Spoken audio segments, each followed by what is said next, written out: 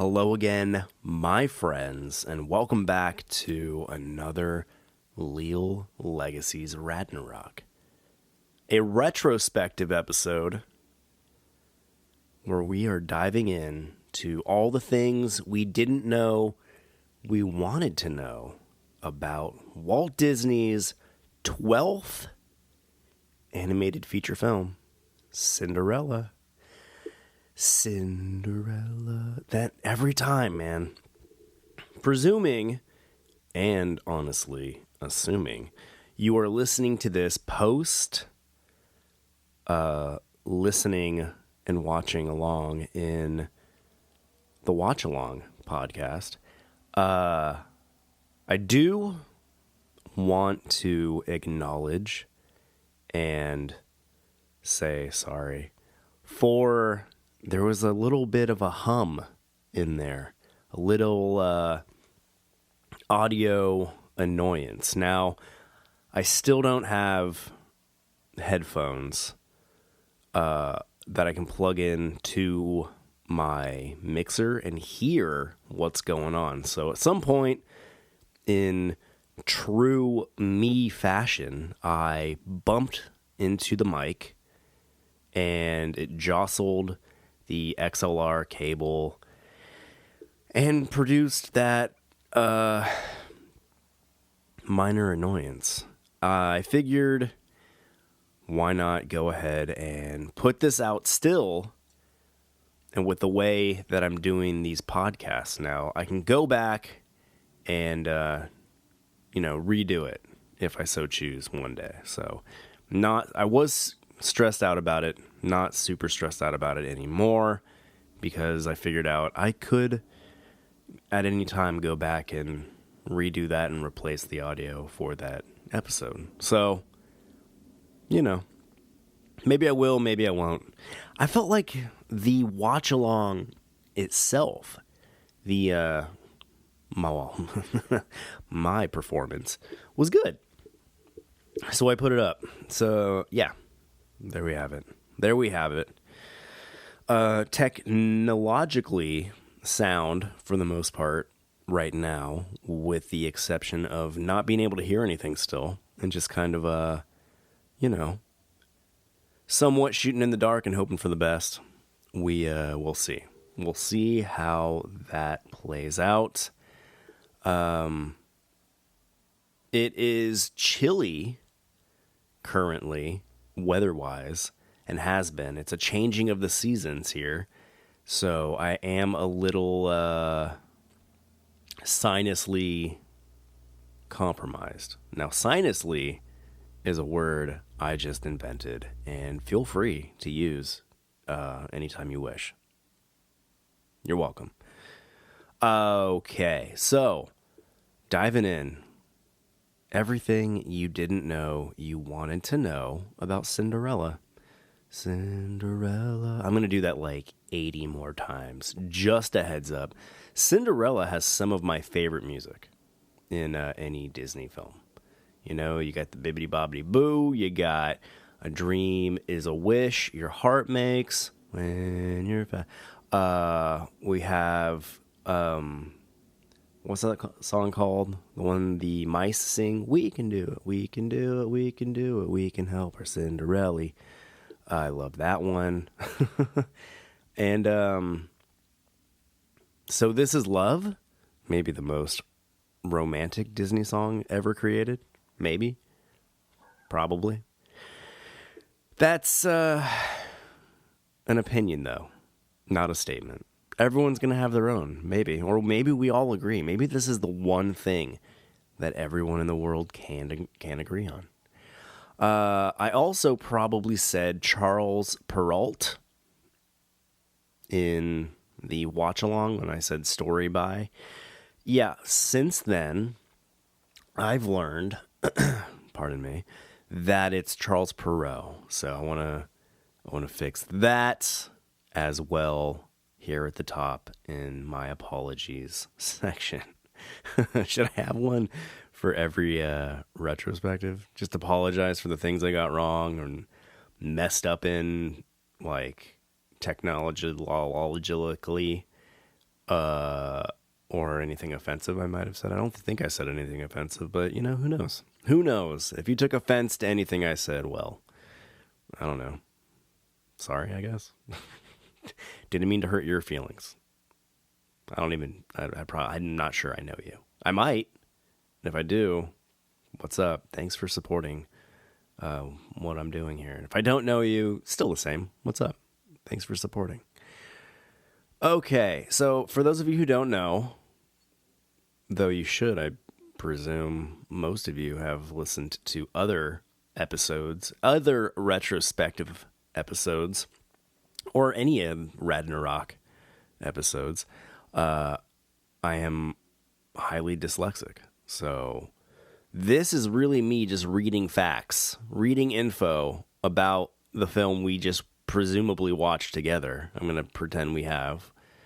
So there will be spoilers if you haven't seen Walt Disney's Cinderella from 1950. Can take that as your fair warning.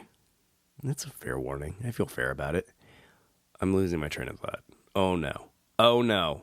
Oh no. Oh no. Charles Perrault. Apologies. Okay. That's about it. I'm dyslexic, so I'm going to have reading aloud is not a strength of mine. But doing these retrospectives, I feel like it's helping my reading aloud. It's been a curse I've lived with forever and ever. So, be proud. Really, really take heed in knowing... Take heed? Is that the right...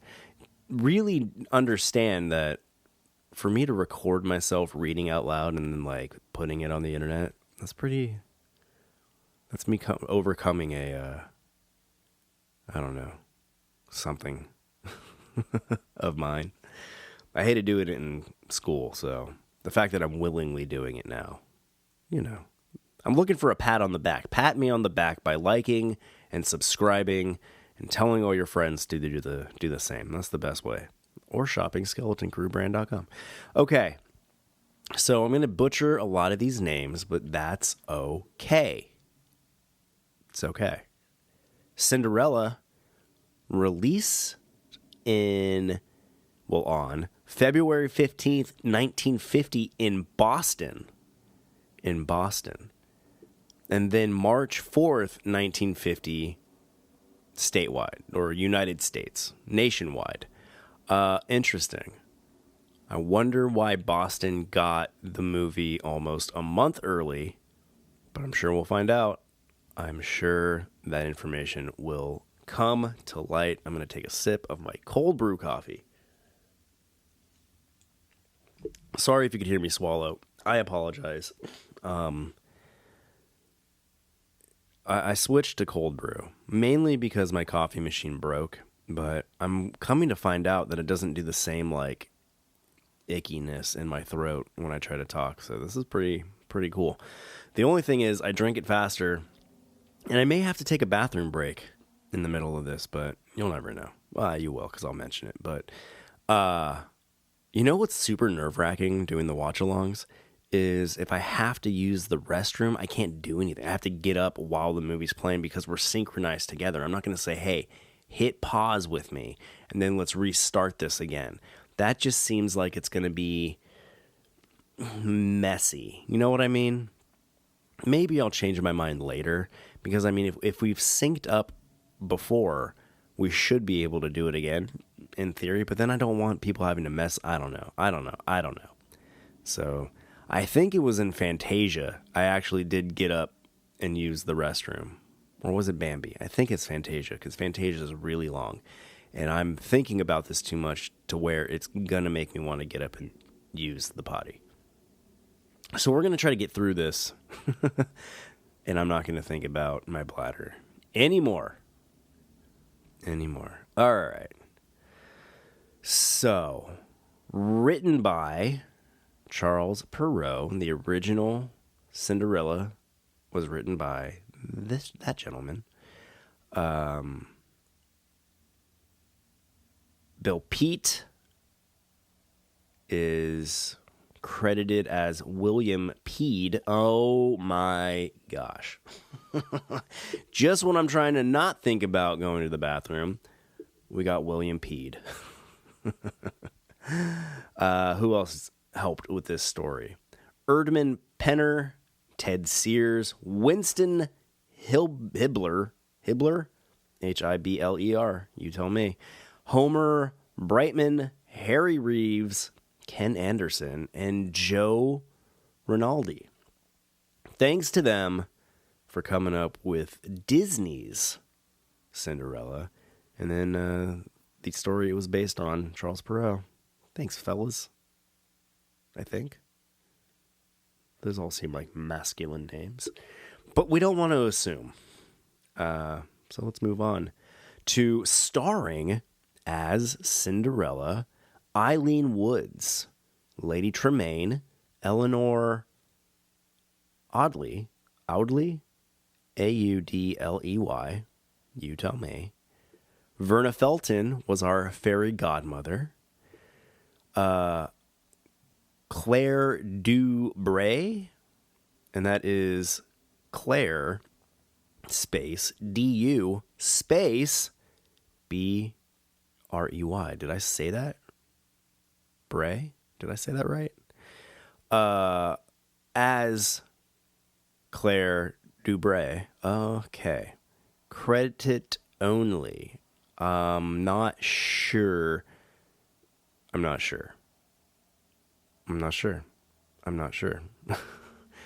Mainly because Claire Dubois? I have no idea.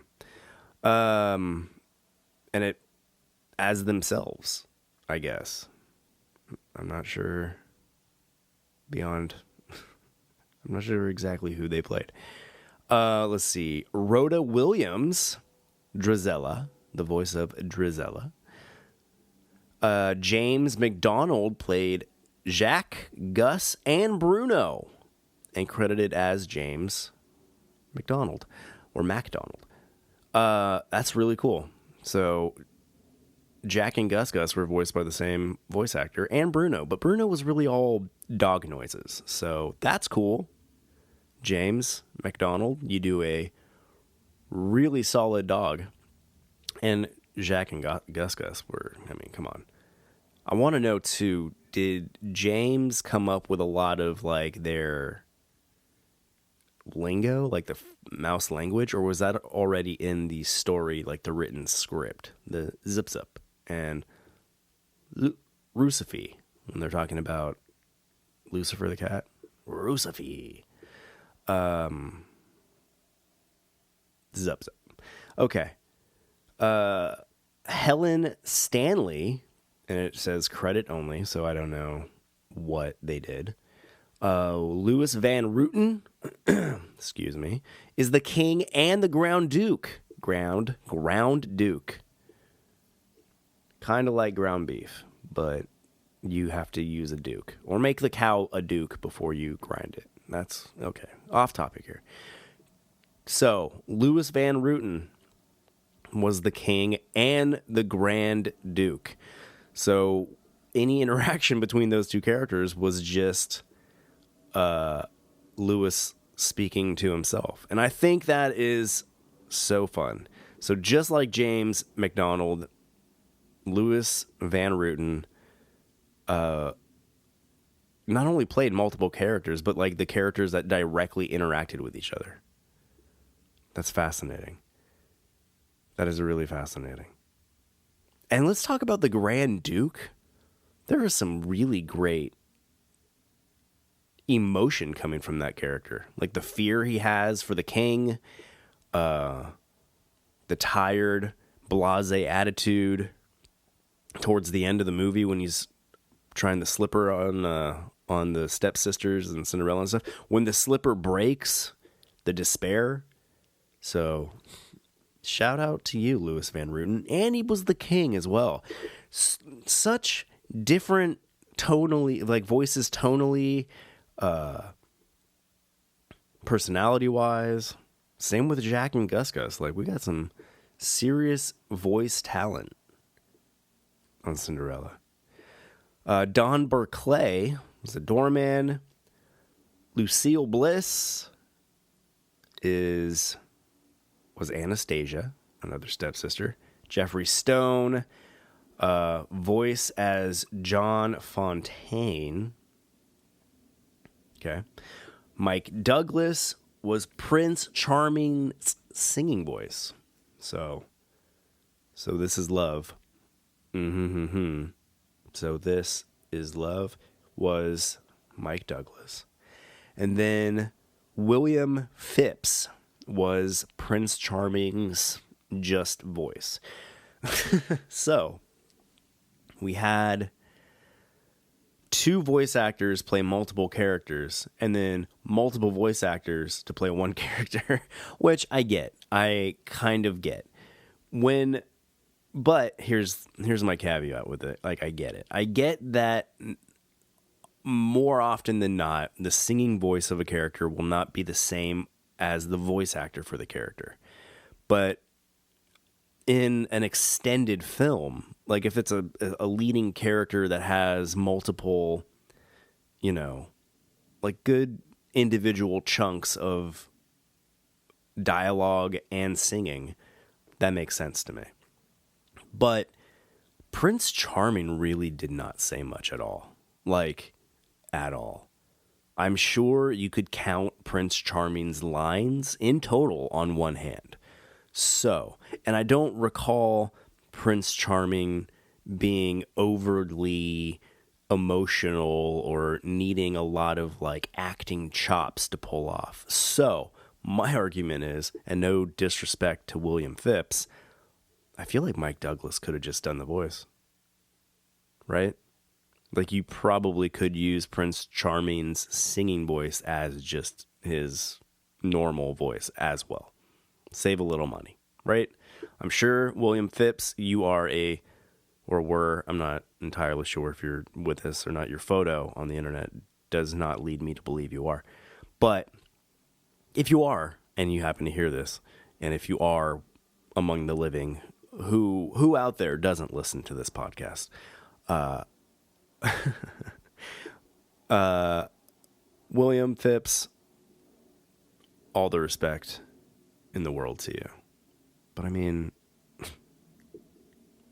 2 for 1, really? Singing voice and normal voice? I don't know. I just think it's interesting that much detail to distinguish a different singing voice and like just dialogue for Prince Charming was fascinating. Anyway, I got to the point where I got bored with what I was saying, but you get what I'm saying. Okay, so Marion Darlington, Birds, voiced the birds. The birds didn't really speak. None of the birds spoke. The mice spoke, but the birds not so much. The birds just chirped. I wonder what that says about... Hold on a second. Okay, so the birds chirp. Thank you, Marion. Earl Keane is now credited with the voice of Bruno. Now, James MacDonald is also credited for the voice of Bruno. We had 2 people provide Bruno?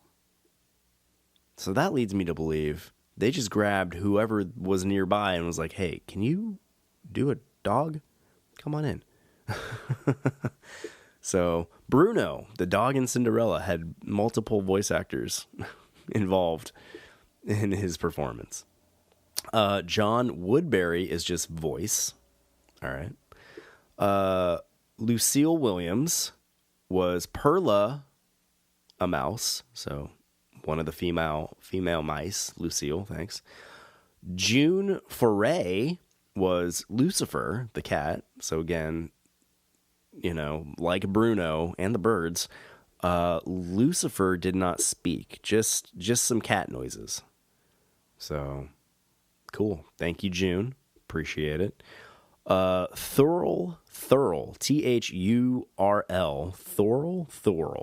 Ravenscroft, Thurl Ravenscroft. This person is a Viking or a wizard or something.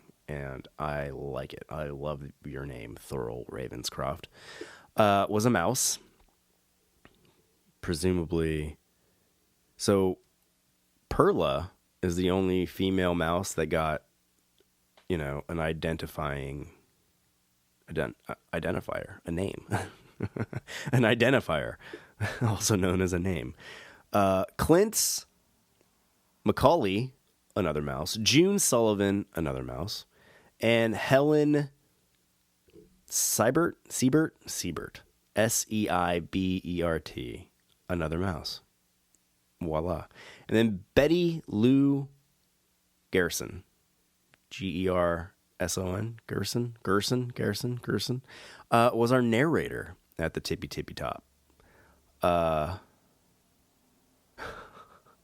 And then it says, "Thank you, Betty. That was some of the most enjoyable narration. This Cinderella from Betty Lou Gerson, and in the opening to Beauty and the Beast. Now that I could listen to the opening. Never mind, we'll get there and we'll watch and learn about Beauty and the Beast. So at the bottom here, it says rest of cast listed alphabetically, and there's one name, Clarence Nash, that we have for sure heard before. I am not entirely sure where, just click on it, but I know Clarence Nash has come up in the past. Oh, you know why? Because Clarence Nash was in The Three Caballeros, Fun and Fancy Free, Donald Snow Fight, which leads me to believe, Clarence Nash, the voice of Donald Duck. That's why we know the name, the voice of Donald the Duck. And in Cinderella, Clarence Nash reprised his role as Bird. Birds. So not only can Clarence Nash reprise his role, I don't know, because Donald Duck's a bird. That's what that was the joke I was making, and now that you made me explain it, it's not funny anymore, and that's your fault. I'm sorry, it got really aggressive. Clarence Nash with some birds in Cinderella. So the voice of Donald Duck and birds. I love it. Okay. Produced by Amy Bailey, line producer, and then Walt Disney, of course, our producer. But it says producer, uncredited, Walt Disney. Now, I mean, when it's on the poster, it's Walt Disney's, I think that's enough of a credit. But I guess in the actual film itself, there was no credit to Walt Disney, I suppose, according to this. Music by Paul J. Smith and Oliver Wallace. And though I do appreciate you, Donald Halliday, I'm not necessarily going to get into your credit for editing the film. And then the production management, second unit directors, art department, sound department, visual effects, all of you, animation department, all of you, all of these names are worth mentioning. But you know what? To keep this podcast at a listenable length and me not just reading, character animator, Hal Ambro, Dick Anthony was the background. It's without these people, like the animators, the animation department, and sound, everybody, we wouldn't have a movie. However, in the interest of time, if you really want to go, check out the IMDb for Cinderella and scope out all the names there. Pay homage to all these fine, talented people. Okay. So, man, that was just like the cast and stuff. Cinderella is a 1950 American animated musical fantasy film. What a specific category. Produced by Walt Disney. Based on the fairy tale of the same name by Charles Perrault, it is the 12th Disney animated feature film. The film was directed by Clyde Geronimi, Geronimi, Hamilton Luskay, and Wilfred Jackson. Mac David, Jerry Livingston, and Hal Hoffman wrote the songs, which include Cinderella, A Dream is a Wish Your Heart Makes, Oh, Sing Sweet Nightingale. Forgot, that's another great one. I Sweet Nightingale. Ah. That's a little taste of what it was. I'm sorry, that was probably super annoying. The work song, Bibbidi Bobbidi Boo, and So This Is Love. Wow. They wrote all the songs. Imagine that. It features the voices of Eileen Woods, Eleanor Audley, Verna Felton, Rhoda Williams, James McDonald, Louis Van Rooten. Okay, we know this. We just went over the cast, so thanks to them all again. Let's see. So, during the... Oh, I hit something again. Let's really hope there isn't an obnoxious hum. I just paused to check. Hopefully that doesn't translate. I could have just not said anything. Anyway, during the early 1940s, Walt Disney Productions had suffered financially after losing connections to the European film markets due to the outbreak of World War II. We know all about that, having recently watched all the package films from that era. Because of this, the studio endured box office bombs, such as Pinocchio from 1940, Fantasia, also from 1940, and Bambi from 1942, all of which would later become more successful with several re-releases in theaters and on home video. And you can listen to the watch-along podcasts and the retrospectives for each one of those films in our Radnarok archive. So go back, check those out if you haven't already. By 1947, the studio was over $4 million in debt and was on the verge of bankruptcy. Walt Disney and his animators returned to feature film production in 1948 after producing a string of package films, like we just talked about, Saludos Amigos, The Three Caballeros, Make My Music, Melody Time, all of those. They produce a string of package films with the idea of adapting Charles Perrault's Cinderella into an animated film. So they were pumping out package films while they were like, Cinderella is going to be our return to the feature front. And what a glorious return it was.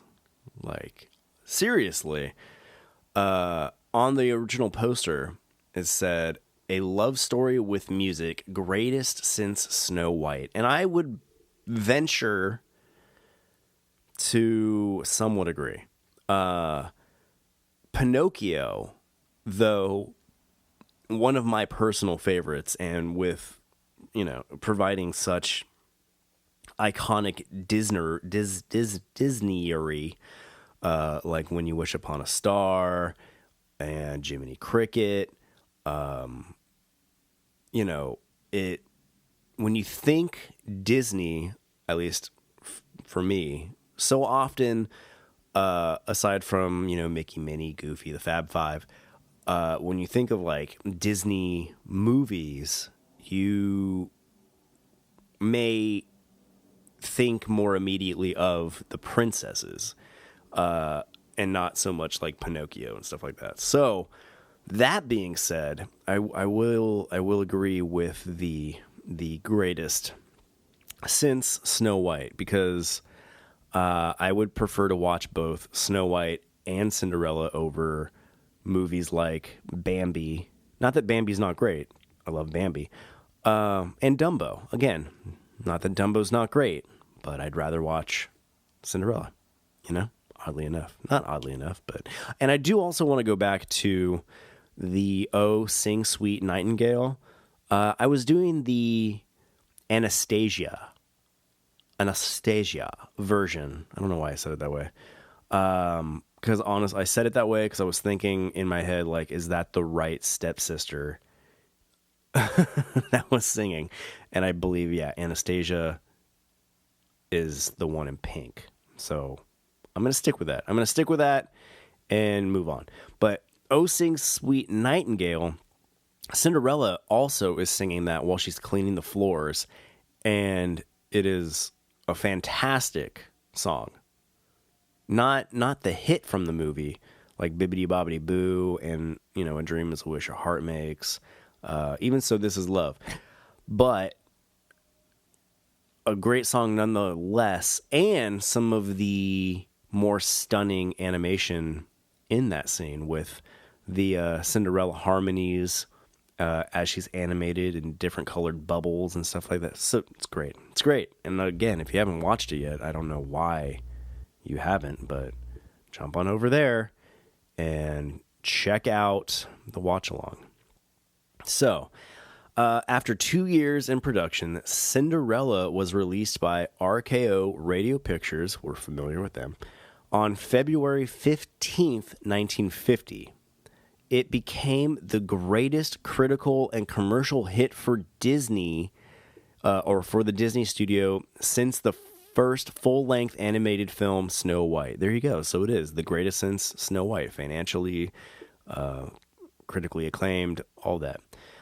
And it helped reserve the studio's fortunes. Cool. So Cinderella kept the Disney studio from going bankrupt. And, you know, thank God for that, because that's why we have everything we have now. It received 3 Academy Award nominations, including Best Music for Original Song, Bibbidi Bobbidi Boo. I'm shocked that Bibbidi Bobbidi Boo did not take home the Oscar. Maybe that's because I'm a Disney nerd, but seriously, like, everybody who doesn't love Bibbidi Bobbidi Boo, like the timelessness of that song. So whatever it lost to better still be a hit to this day, because you know Bibbidi Bobbidi Boo is. Decades later, it was followed by direct-to-video sequels that we don't necessarily need to talk about, but let's just say that they did happen. Cinderella 2, Dreams Come True, and Cinderella 3, A Twist in Time. Now, I haven't seen either of those, but Cinderella, A Twist in Time makes me believe that it's a time travel movie.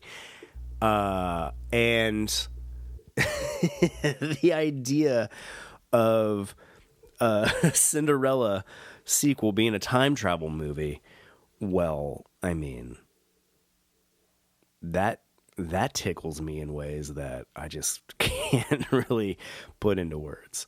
So, wow. Might be worth checking out. Cinderella 3, A Twist in Time. There has also since been a live action remake from 2015. So, I hadn't seen that one either, but maybe I will one day. I'm not super amped on the live action versions of these animated classics, but I chalk that up to it's not what I grew up with. So people who were children, young children, in the era of these live action remakes, you know, maybe they love those as much as I love the classic animated versions. But, you know, I don't know. Not really for me, so I don't go out of my way to see it. Some have been good. Don't get me wrong, but Cinderella is not one that I've seen. Let's see. The castle featured in the film has become an icon of the Walt Disney Company, serving as a basis for the production logo of Walt Disney Pictures. So in the opening, of like Disney movies. Got that blue background, and it does the castle with the little arch over it.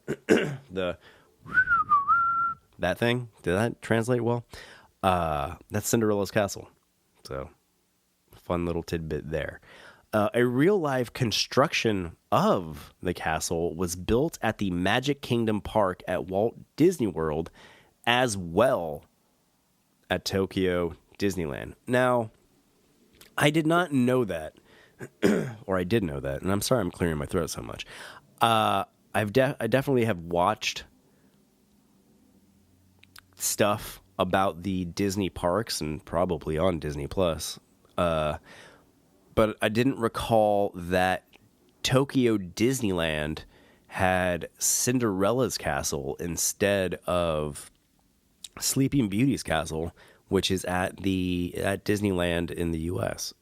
So I don't know. I find that interesting. Neither here nor there. But Cinderella's castle, though I grew up going to Disneyland, and Disneyland will be like the Disney park that holds, it'll always be my favorite simply for being my source of nostalgia. I do love the Magic Kingdom as well. Both parks are fantastic, but Disneyland will always be, my childhood. But that being said, the Sleeping Beauty's castle is great and all, but Cinderella's castle is really impressive. And if you haven't been to the Magic Kingdom at Walt Disney World, make it a life priority if you can. Even if you only make it once, it's worth seeing, especially if you're a Disney fan. It's just, yeah. You can scope out our Leal Legacy vlogumentary series for, a lot of adventures we've had at Disney parks, and you can get a gander. I mean, you can see Cinderella's castle pretty much anywhere, but I need to plug our Leal Legacy content. I can't not do that, So yeah, Disneyland Tokyo and Walt Disney World both have Cinderella's castle. Pretty rad. In 2018, the film was selected for preservation in the United States National Film Registry by the by the Library of Congress as being culturally, historically, or aesthetically significant. And I would say it's all of those things. And it's shocking that it took until 2018 for them to add it to the National Film Registry. Like, that's wild. I feel like Saludos Amigos and the Three Caballeros and stuff. I mean, yeah, they were produced earlier than Cinderella, but I feel like Cinderella might be more, I don't know, the cultural significance, and the U.S. government did have a lot to do with helping Disney produce those films. So I guess I could understand why those were added, I believe, earlier than Cinderella, but I don't know. Let's just be glad that Cinderella has, in fact, been added. The plot, not going to go through the whole plot. If you want the plot, go and listen to our watch-along. And watch along and get the movie that way. I'm not going to tell you what happened in the movie. You should know what happened in the movie. And if you don't, go watch it. Okay, so story development. I suppose this is pretty important stuff to know. So in 1922, Walt Disney produced a Laugh-O-Gram cartoon based on Cinderella. And he had been interested in producing a second version in December 1933 as a silly symphony short. Burt Gillette was attached as the director, while Frank Churchill, both names we know from Disney works prior, director, okay, and then Frank Churchill was assigned as the composer, okay. A story outline included white mice and birds. White mice? Why specifically white mice? Because the mice in the movie were all brown. Maybe because they do turn into white horses, but at the same time, a house mice are more often like brown in color. I don't know. I think I'm thinking about that way too much. Anyhow, as Cinderella's playmates, okay, that held true. To expand the story, storyboard artists suggested visual gags, some of which ended up in the final film. However, the story proved to be too complicated to be condensed into a short. I totally get that. So it was suggested as a possible animated feature film as early as 1938, 12 years earlier than it was actually produced. Starting with a 14-page outline written by Al Perkins. 2 years later, a second treatment was written by Dana Coffey, Cofy, and Bianca Majoli, Majole,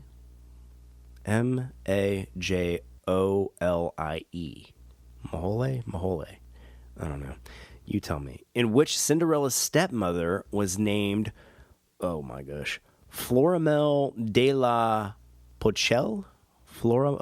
Florimel de Pochelle. FLORIMEL space DE space LA de la Pochelle space POCHEL. Man, I am really glad they've changed that to Lady Tremaine, because what a name. And then her stepsisters as Wanda and Jovette. Wanda. My mother-in-law's name is Wanda. I didn't realize I was a name up there with Jovette for French characters. Is that a French name? I have no idea. Okay, let's see. Her pet mouse, Dusty. Ooh, glad they changed that too. And pet turtle, Clarissa. Cinderella was supposed to have a pet turtle named Clarissa? The stepsister's cat, Bon Bob. I am so glad they did not use any of these names. Wow. Bon Bob, BON space BOB. The cat named Bon Bob. If I ever get a cat, I'm gonna name him Bon Bob. The prince's aide, Spink. The prince had an aide named Spink. What? And the stepsister's dancing instructor, Monsieur Carnwall. Carnewall. Carnewall. So the sister's dancing instructor. Man, this story. I want to read this story, especially to get more information on this turtle, Clarissa. Okay. This version stuck closely to the original fairy tale until Cinderella arrives home late from the second ball. Wow, 2 balls. Scratch that. Her stepfamily then imprisons Cinderella in a dungeon cellar when Spink and his troops arrive at the La Pochelle residence. Dusty takes the slipper and leads them to free Cinderella. Cool. I don't know much about the original story of Cinderella, aside from that it was more intense, more brutal, I think. There is a version out there, I think maybe the Grimm brothers, where the stepsisters are like hacking off their toes and stuff to get the glass slipper to fit. But after reading this draft, this potential Disney draft. I'm glad they scrapped what they did and gave us what we got. So by September 1943, Disney had assigned Dick Huemer and Joe Grant, Dick Huemer, that's a name we know, to begin work on Cinderella as story supervisors, and given the preliminary, there we are, the preliminary budget of $1 million. Wow. However, by 1945, their preliminary, oh, you're going to make me say this word again, preliminary story work was halted. Let's see. During the writing stages of Song of the South, one we haven't done because I can't find it anywhere. There's a lot of controversy with that movie, but I would still do it because it was a Disney work, man. It was produced by Disney, and though it is, a product that is viciously of its time, I don't know. Still worth talking about, I think. Okay, let's see. During the writing stages of Song of the South, Dalton S. Raymond and Maurice Rapf, R-A-P-F. They quarreled. The two quarreled. And Rapf was reassigned to work on Cinderella. So I wonder what they got in a fight about over Song of the South, which moved Maurice to Cinderella, which by his name, Maurice Rapf, R-A-P-F. I don't know how to say that, but that's a very French name, and Cinderella is a French movie, or a France-based movie, right? I think it was a good move. Let's see. In his version, Cinderella was written to be a less passive character than Snow White, which I agree. She's definitely more, I don't know. She's not aggressive, but she definitely stands her ground, I feel like, and shows a temper and stuff like that. So anyway, a less passive character than Snow White and more rebellious against her stepfamily. Yeah, I get that. Raph explained, "My thinking was you can't have somebody who comes in and changes everything for you. You can't be you can't be delivered on a platter. You've got to earn it." Okay. So in my version, the fairy godmother said, "It's okay till midnight, but from then on, it's up to you." I made her earn it. And what she had to do to achieve it was to rebel against her stepmother and stepsisters, to stop being a slave in her own home. So I had a scene where they're ordering her around and she throws the stuff back at them. She revolts, so they lock her up in the attic. I don't think anyone took my idea very seriously. Okay. So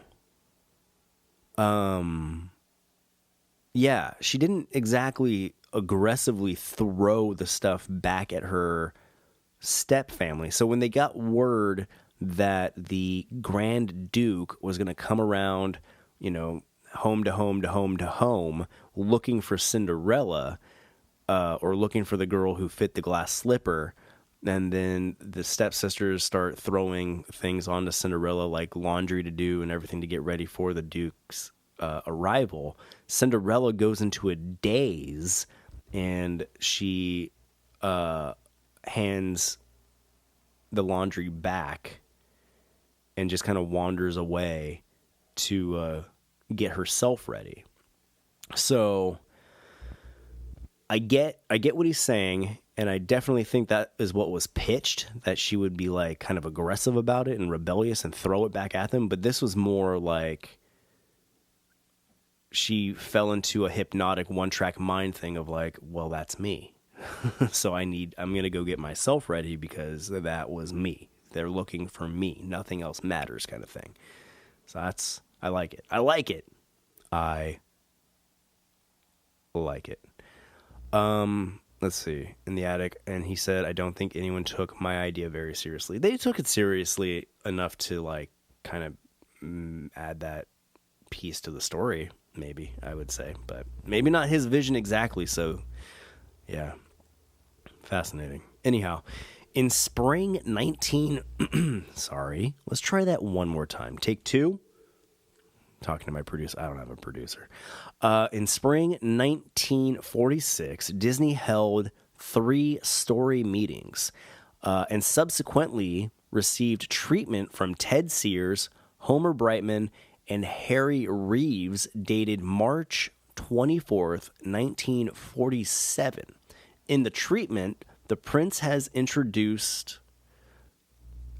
earlier in the story has introduced. I think that is intended to say the prince was introduced earlier in the story, reminiscent of Snow White and the Seven Dwarfs. And there was a hint of the cat and mouse conflict. By 1947, the first rough phase of storyboarding was in process, and an inventory report that same month suggested a different approach, with the story largely through the animals in the barnyard and their observation of Cinderella's day-to-day activity. Okay, that's all worded weird for my brain to handle, so I'm just going to translate it for me to understand better.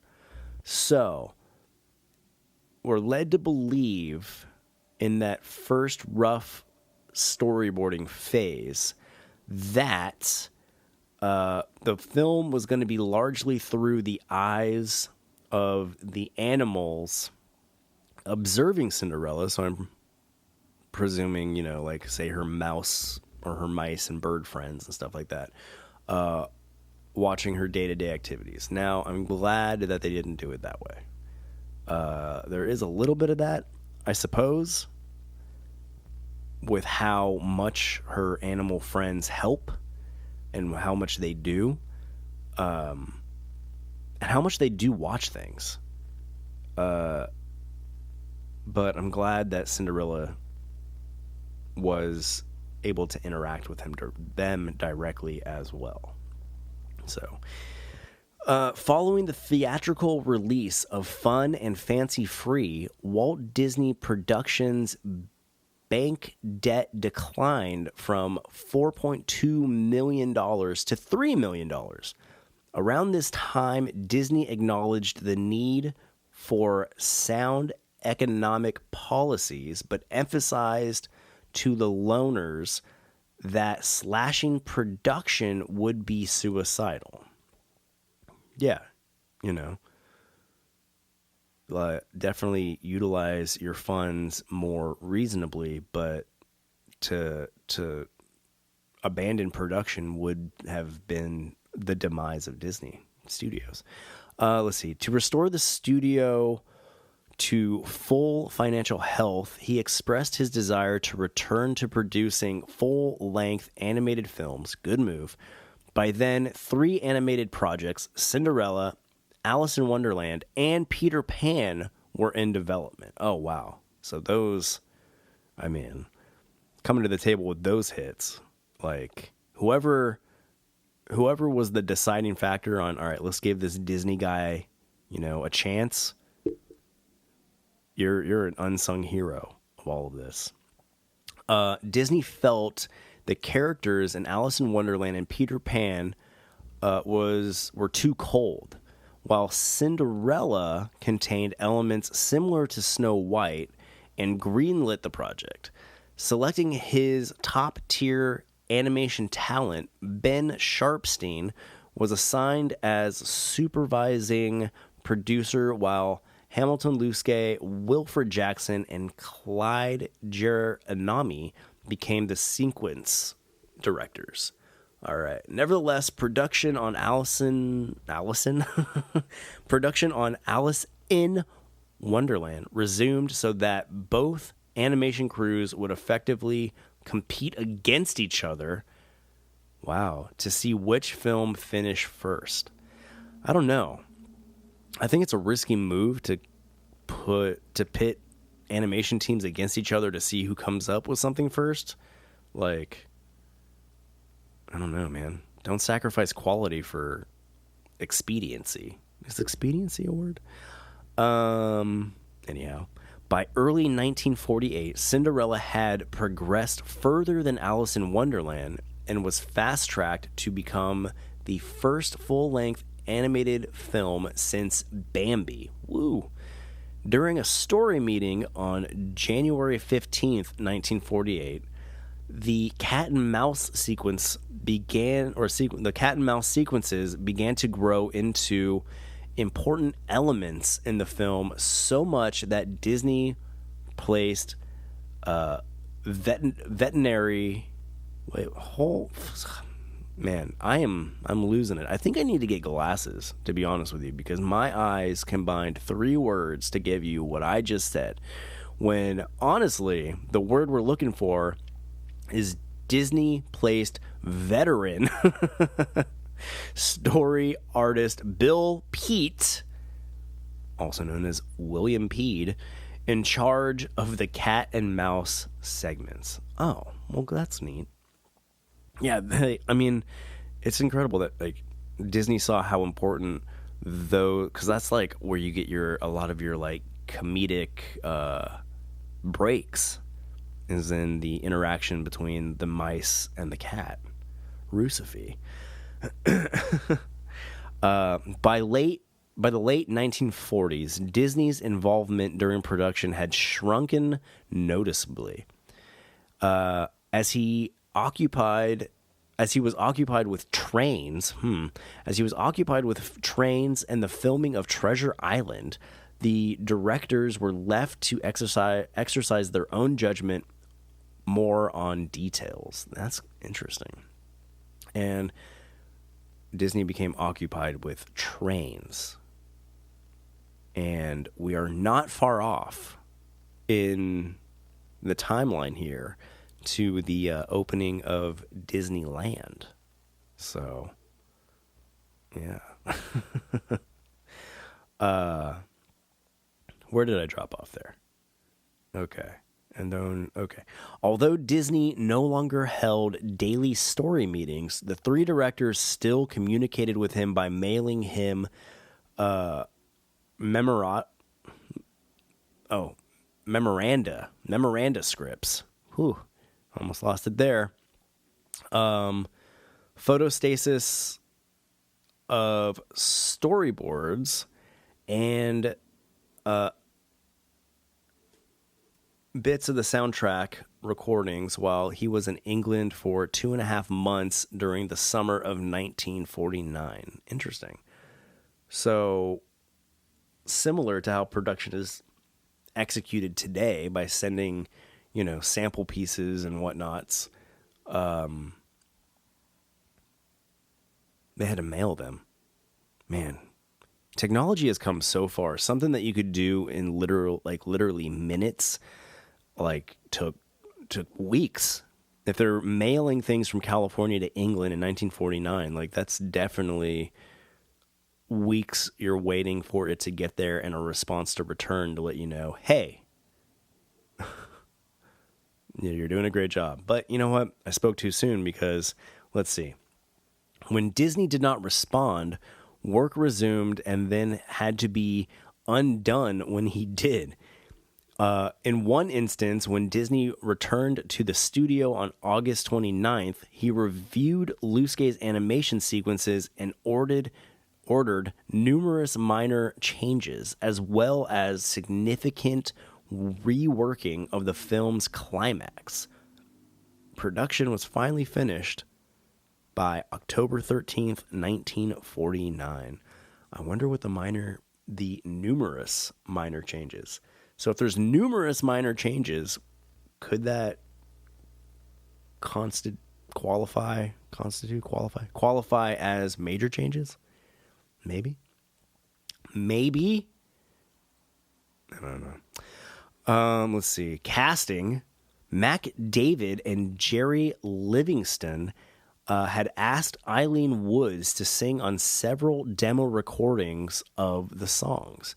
They had previously known her from her, oh my goodness, radio show, The Eileen Woods Show, which was broadcast on ABC. The show featured 15 minutes of music in which David and Livingston had their music presented. 2 days later, Woods received a telephone call from Disney. Oops. Lost my page. Received a telephone call from Disney, with whom she immediately scheduled an interview. Woods recalled in an interview with Los Angeles Times, "We met and talked for a while, and he said, 'How would you like to be Cinderella?' To which she agreed." That's...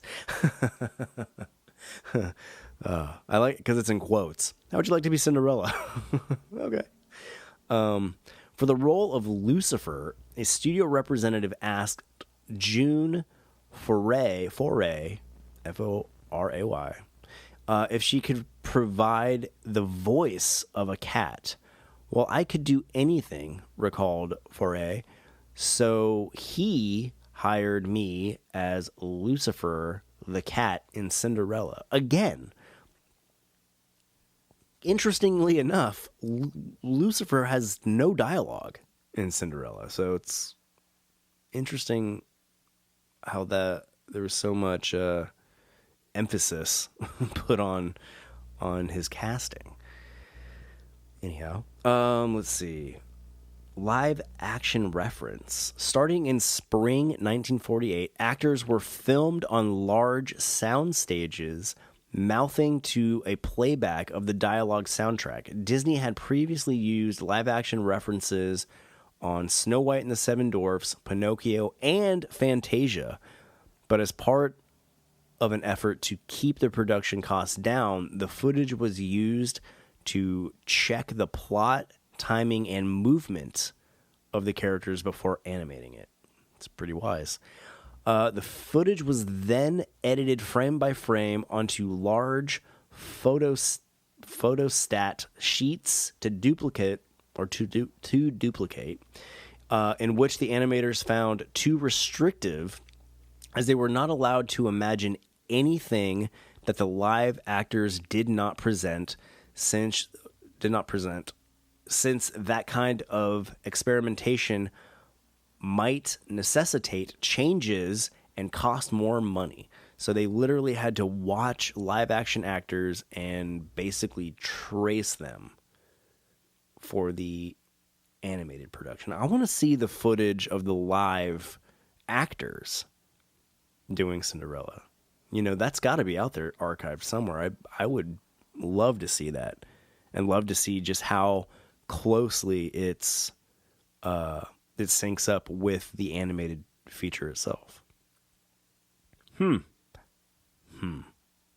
like it. Additionally, the animators were instructed to draw from a certain directorial perspective to avoid difficult shots and angles. Frank Thomas explained, "Anytime you'd think of another way of staging the scene, they'd say, 'We can't get the camera up there.' While you could get the animation camera up there..." Oh, he was more mad about that. "We can't get the camera up there." "Well, you could get the animation camera up there." That's how it was. So you had to go with what worked well in live action. That is so fascinating that Cinderella was based on a live action performance. Never would have guessed.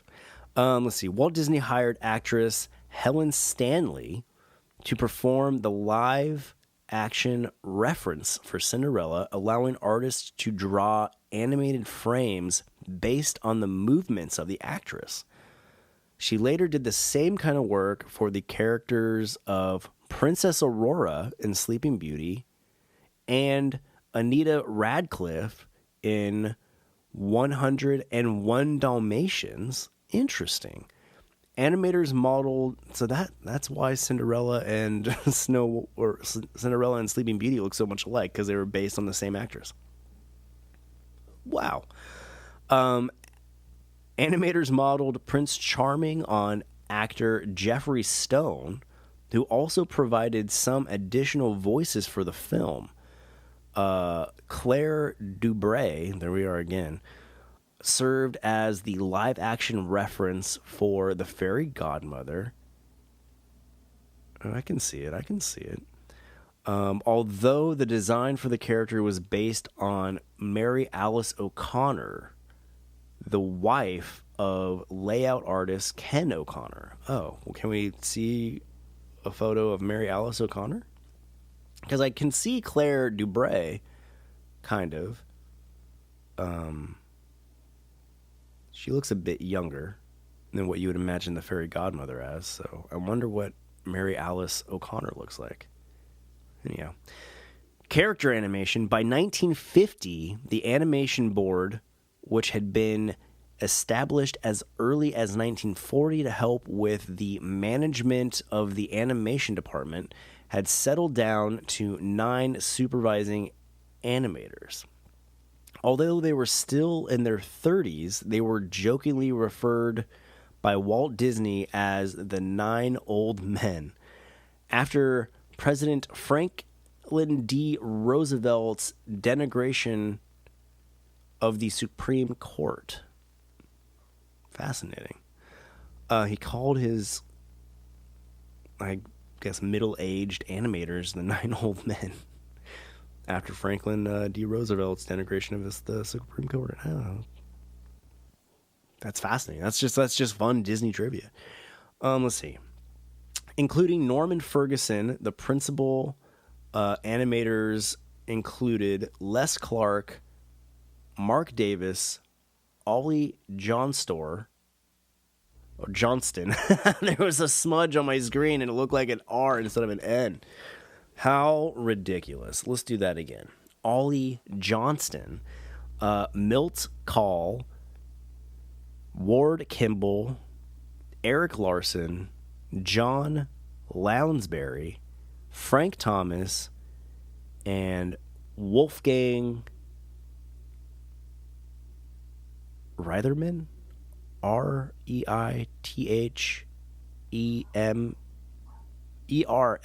I definitely need glasses. Whew. All right, let's see. Larson was the first to animate the title character, whom he envisioned as a 16-year-old girl with birds. I'm losing it, folks. Let's do that again. Larson was the first to animate the title character, who he envisioned as a 16-year-old girl with braids. I almost wanted to say birds again. And a pug nose. What? Mark Davis later animated Cinderella, which Larson observed as more the exotic dame. With a long swan-like neck. Because the final character design was not set, assistant animators were responsible for minimizing the differences. Oh, so they took the 2 renditions of Cinderella and kind of meshed them together. When Disney was asked what was his favorite piece of animation, he answered, "I guess it would have to be where Cinderella gets her ball gown," which was animated by Davis. Yeah, that was a pretty beautiful piece of animation. Milt Kahl was the directing animator for the Fairy Godmother, the King, and the Grand Duke. Originally, Disney intended for the Fairy Godmother to be a tall, regal character, as he viewed fairies as tall, motherly figures, as seen in the Blue Fairy in Pinocchio. So we almost got a Fairy Godmother that looked like the Blue Fairy from Pinocchio. I'm glad we got the Fairy Godmother we did. But Milt Kahl disagreed with the characterization. Following the casting of Verna Felton, Kahl managed to convince Disney of his undignified concept of the fairy godmother. And good thing that Walt agreed, because the fairy godmother we did end up getting is just so iconic Disney, right? I'd be willing to argue. I am willing to argue. It is. She is very iconically Disney. Let's see. Music. In 1946, story artist and part-time lyricist Larry Moray joined studio music director Charles Walcott to compose the songs. Cinderella would sing 3 songs: Sing a Little, Dream a Little, Sing a Little, Dream a Little, got it. I guess that was the opening song after she woke up, while overloaded with work, right? No. The Mouse Song as she dressed the mice. Oh, interesting. And the Dress My Mother Wore as she fantasized about her mother's old dress. Oh, okay. So none of these I don't think actually made it into the movie, because I don't recall any of those. To recycle an unused fantasy sequence from Snow White, the song Dancing on a Cloud was used as Cinderella and the Prince was used as Cinderella and the Prince waltz during the ball.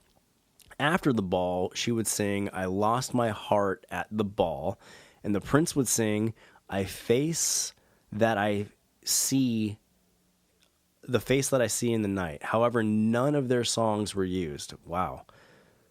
That's a lot more songs than I feel like we got.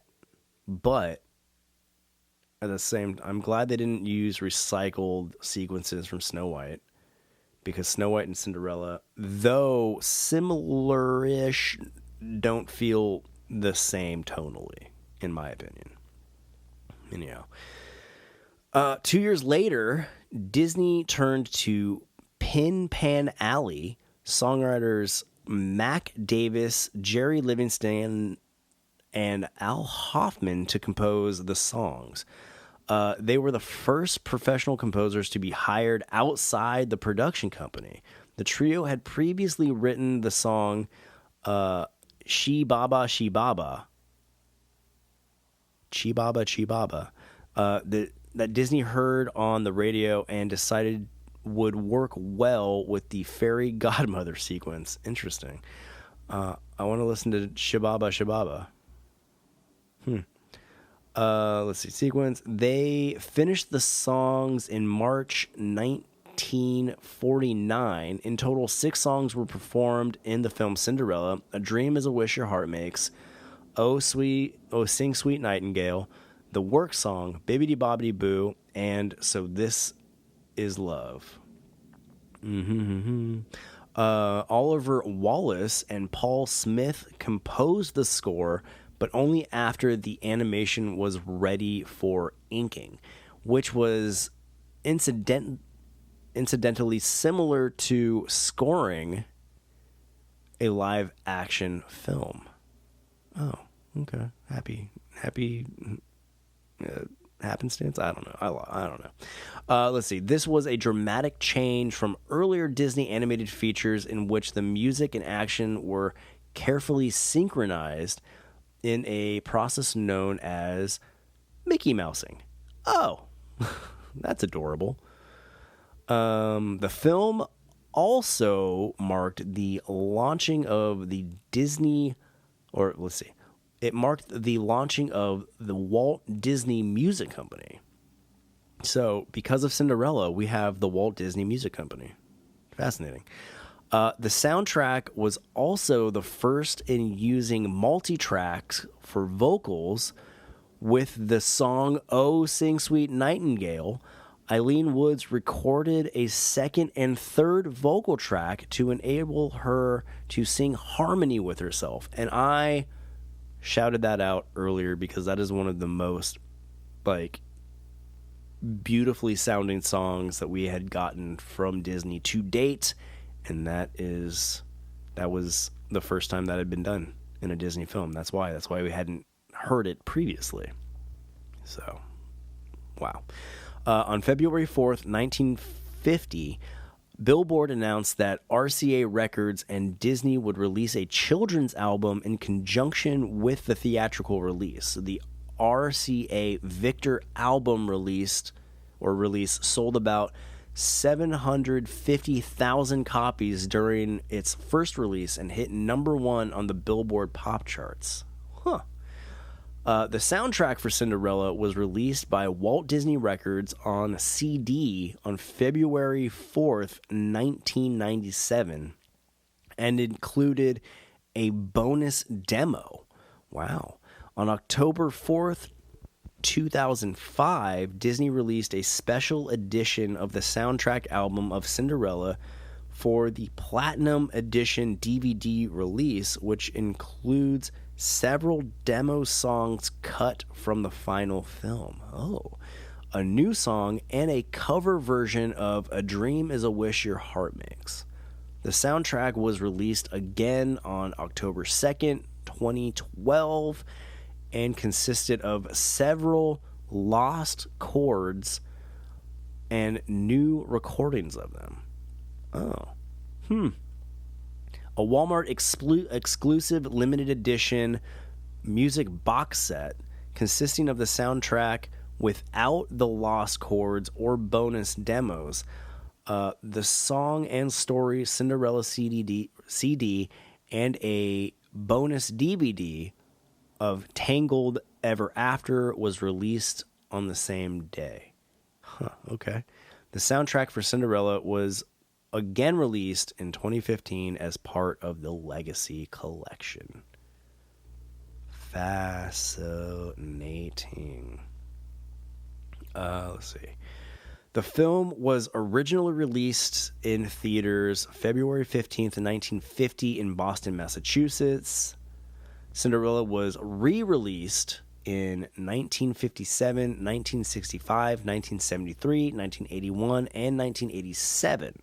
Cinderella also played a limited engagement in select Cinemark theaters from February 16th through 18th, 2013. So it's been released a handful of times. Critical reaction. The film became a critical success, garnering the best reception for a Disney animated film since Dumbo. In a personal letter to Walt Disney, director Michael Cruz hailed the film as a masterpiece of all pictures you have done. Wow. Producer Hal Wallace declared, "If this is not your best, it is very close to the top." May Tinney, reviewing for the Chicago Tribune, remarked, "The film not only is handsome, with imaginative art and glowing colors to bedeck the old fairy tale, but it also is told gently, without the lurid villains which sometimes give little lots nightmares. I guess give kids nightmares. It is enhanced by a sudden piquant, Piquant touches of humor and the music which appeal to old and young." Wow, May. Way to use words I don't know the meanings to and really have a hard time saying. Thanks for that. Time wrote that Cinderella is beguiling proof that Walt Disney knows his way around fairyland, I guess. Beguiling proof? Beguiling. Beguiling. Why are these people using words that I've not used or really have heard before, to my recollection? Let's see. Fairyland, harkening back to the style of Snow White and the Seven Dwarfs in 1937, a small army of Disney craftsmen have given the centuries-old Cinderella story a dewy radiance of comic verve that should make children feel like elves and adults feel like children. I was a child the first time I saw Cinderella, and I don't know if I would have said it made me feel like an elf. But maybe I didn't watch it right. I don't know. Let's see. However, the characterization of Cinderella received a mixed reception. Wow. New York Times wrote, "The beautiful Cinderella has a voluptuous face and form, not to mention an eager disposition to compare with Al Cap's Daisy May. However, criticizing her role and personality, it was also said, as a consequence, the situation in which they are mutually involved have the constraint and immobility of panel expressed episodes." I'm not sure what that means. "When Mr. Disney tries to make them behave like human beings, they're banal." Wow. Similarly, Variety claimed the film found more success in projecting the lower animals than its central character, Cinderella, who is on the colorless, doll-faced side, as is the Prince Charming. Yeah, I would agree that Prince Charming himself is a little bland, but Cinderella, just earlier we talked about how in comparison to Snow White, she was more I don't know if brash is the word, but she was more lively, I suppose. So I don't know. Contemporary reviews have remained positive. Robert Ebert of the Chicago Sun-Times awarded the film 3 out of 4 stars during its 1987 re-release. Jonathan Rosenbaum of the Chicago Reader wrote the film shows Disney at the tail end of his best period. What? When his backgrounds were still luminous with depth and detail, and his incidental characters still had range and bite. Now, I will agree in 1987 that might have been the case, but that 1987 was pre Little Mermaid, Aladdin, Beauty and the Beast, Lion King. The 70s and 80s of the Disney canon were a little they were less magical than like the Cinderella era, if that makes sense, right? That makes sense. Let's see. The film was Disney's greatest box office success since Snow White and the Seven Dwarfs, earning nearly $4.28 million in distributor rentals. The distributor's share of the box office gross from the United States and Canada. It was the 15th highest grossing film released in North America in 1950. It was the 5th most popular movie at the British box office in 1951.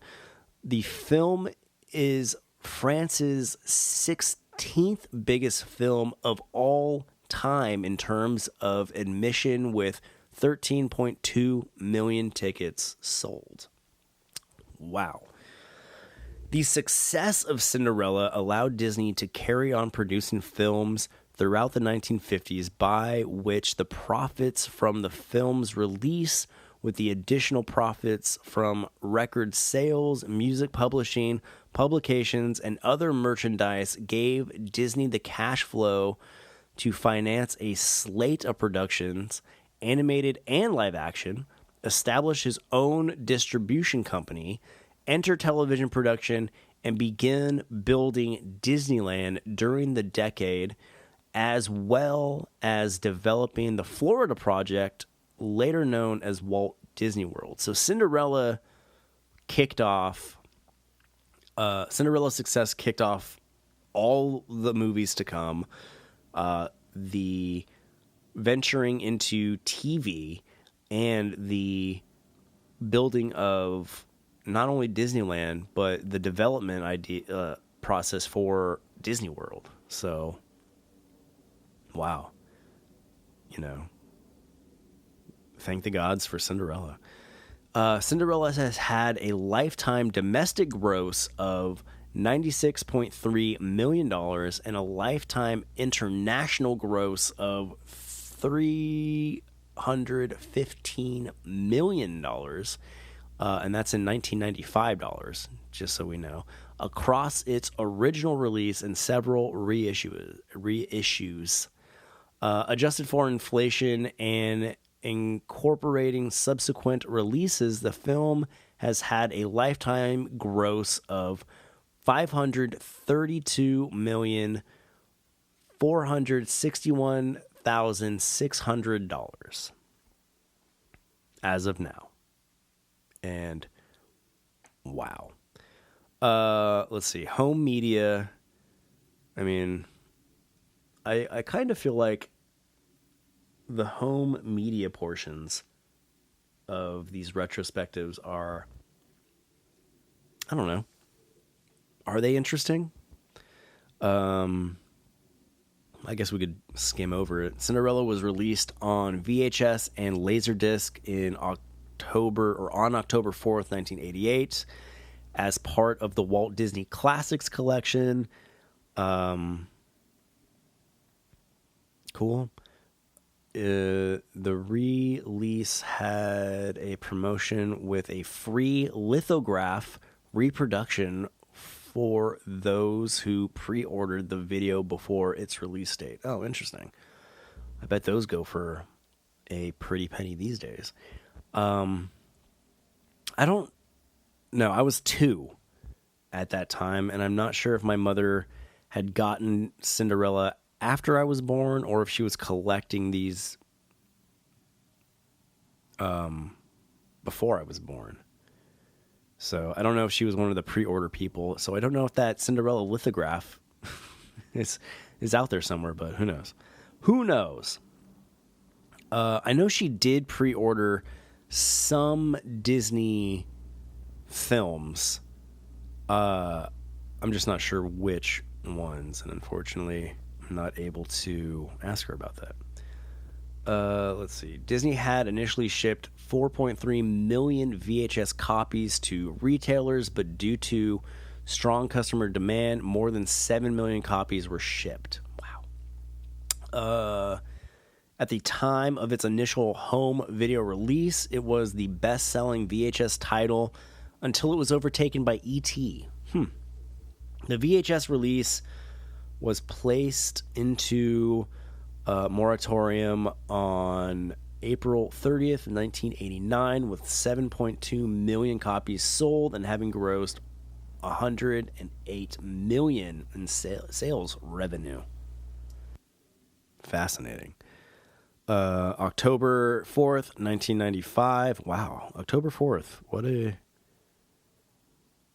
a specific date for releasing the VHS and the DVD later. Was the DVD? Hold on. No, it was a digitally remastered VHS. Okay, so it came out on VHS October 4th, 1988, and then digitally remastered VHS edition October 4th, 1995. Laserdisc as well. That was part of the Disney Masterpiece Collection line, and later in the UK on November 24th, 1997. Both editions were accompanied by The Making of Cinderella featurette. A deluxe Laserdisc included the featurette, an illustrated hardcover book retelling the story with pencil tests and conceptual art from the film, and a reprint of the film's artwork. Interesting. 15 million VHS copies sold or shipped, with 8 million were sold in the first month. Wow. Sticking to October 4th. Why is there such a significance on October 4th? October 4th, 2005, Disney re-released the film on DVD with a digitally remastered transfer. The re-release was the 6th installment of the Disney Platinum Edition series. According to Home Media Magazine, Disney sold 3.2 million copies in its first week, which earned over 64 million in sales. The Platinum Edition was also released on VHS, but the only special feature was A Dream is a Wish Your Heart Makes music video by Disney Channel by the Disney Channel Circle of Stars. The Platinum Edition DVD, along with the sequels to the film, went into the Disney Vault on January 31st, 2008. In the United Kingdom and Ireland, a royal edition of Cinderella was released on DVD on April 4th, 2011, to commemorate the UK royal wedding of Prince William and Catherine Middleton. This re-release had unique limited edition number on every split case and exclusive art card. Then, October 2nd, 2012, a 3-disc Blu-ray DVD digital copy combo Diamond Edition was released. The Diamond Edition release also included a 2-disc Blu-ray DVD combo and a 6-disc jewelry box set that included the first film alongside both sequels. A 1-disc DVD edition was released on November 20th, 2012. The Diamond Edition release went back into the Disney Vault January 31st, 2017. Cinderella was re-released on HD digital download June 18th, 2019, with a physical media re-release on Blu-ray on June 25th, 2019, as part of the Walt Disney Signature collection commemorating the film's 70th anniversary. Some of that was interesting. Some of it, I don't know, not so much. But lastly, in 1951, the film received 3 Academy Award nominations for Best Sound. It lost to All About Eve, Best Musical Scoring of a Musical Picture, and that lost to Annie Get Your Gun, and Best Music, Original Song for Bibbidi Bobbidi Boo, and that lost to Mona Lisa from Captain Carey, USA. All right. I don't think I've ever heard Mona Lisa from Captain Carey, USA, so I would argue that Bibbidi Bobbidi Boo was more important and better. At the first Berlin International Film Festival, it won the Golden Bear Award and the Big Bronze Plate Award. I want a big bronze plate. In June 2008, the American Film Institute revealed its top 10, the best 10 films in 10 classic American film genres. After polling 1,500 people from the creative community, Cinderella was acknowledged as the 9th greatest in the animation genre. Fascinating. So I hope that was good for you. It was good for me. I'm a I'm a pretty heavy Disney nerd, so I really like going through and learning all these things I never knew I wanted to know about Cinderella, and I can argue that I'm a better person now for knowing these things. Thank you for joining me in this. And if you haven't already, go check out our watch-along podcast for Cinderella. And if you have, I thank you for that as well. Clearly, my voice is starting to go. An hour and 45 or 35 minutes straight did me in today. So in closing, I'm going to just do, what I always do. And that is encourage you to visit leallegacy.com for more killer content provided for you. I got classic cartoon commentaries, which are a lot like the Watch Along podcasts, except the my ramblings are right over the cartoon themselves, so you don't have to do any synchronization at all. Just watch them. Currently, there are over 200 available for you at leallegacy.com or on our YouTube channel, Leal Legacy. Also, you can find there our Vlogumentary series, which I'm not a vlogger. I'm not good at the conventional vlogging, but I do shoot a lot of footage and then I talk over it later. So kind of like, the commentary tracks for the cartoons. I just talk a lot. But if you want to see some Disney park adventures, you can find that on our YouTube as well. And on our website, leallegacy.com, under the Legacy TV tab, just vloguentaries. Thank you for those of you who have subscribed, left a rating, and a review for the podcast. If you haven't already, I implore you to. It is one of the best ways you can help support what we're doing here and help get this out to as many potential listeners as possible. Another amazing way, and maybe the most amazing way, to support the Leal Legacy is to shop in our Skeleton Crew store. Skeleton Crew is our Leal Legacy lifestyle brand, streetwear, apparel, shirts, hoodies, baseball tees, just endless different things that we slap our Skeleton Crew designs on. Skeleton Crew is our collection of Leal Legacy-based characters. I want to be Walt Disney one day, so I've developed our own set of characters in an attempt to do that kind of. And they grace the various pieces of apparel we sell at leallegacy.com/shop or Skeleton Crew, CRUE brand.com. All that good stuff. You can follow Leal Legacy across all your favorite social media platforms, just at Leal Legacy. Woo! We did it. Cinderella is in the books. Watch along in retrospective. Done and done. I might redo Cinderella one day. But for now, hope you enjoy what you got.